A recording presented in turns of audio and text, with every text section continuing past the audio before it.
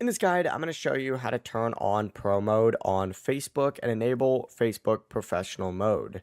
Before we get into this guide, make sure to like the video and subscribe to the channel with all notifications on. It really does help with the channel and it lets us know that you want more content like this. We'd greatly appreciate it. And if at any point throughout this guide you did have any questions, just ask them down in the comment section below and we can help you out further. I'm going to be doing my best to reply to every single comment down there. Begin by opening up the Facebook app and going to your profile by selecting the profile picture down in the very bottom. But once you're on your Facebook profile, tap the three dots up in the top right. And then from here, scroll down and mine says turn off Pro Mode right here, but you're going to see a turn on Pro Mode right here. Select it and Facebook will explain what professional mode does. Go ahead and update your profile, choose your default audience. Most people just want to choose public if they actually want to grow, and then hit next. It's going to say all the settings that are going to be changing, such as, more of your profile public, for example.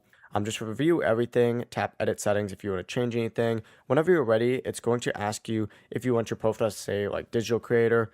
I recommend saying digital creator if you're trying to grow. But then from there, you need to just return to your profile. You're going to see a dashboard on here, and this is essentially the pro mode. You could go ahead and see how much money each post makes, what you could do to promote those posts a little bit more. You could set up your activity. There's a bunch of different stuff on there.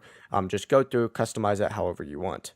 Before you leave this guide, make sure to like the video and subscribe to the channel with all notifications on. It really does help the channel and it lets us know that you want more content like this. We'd greatly appreciate it. And if at any point throughout this guide you did have any questions, once again, ask them down in the comment section below and we can help you out further. I'm going to be doing my best to reply to every single comment down there. Have a great rest of your day though. Peace.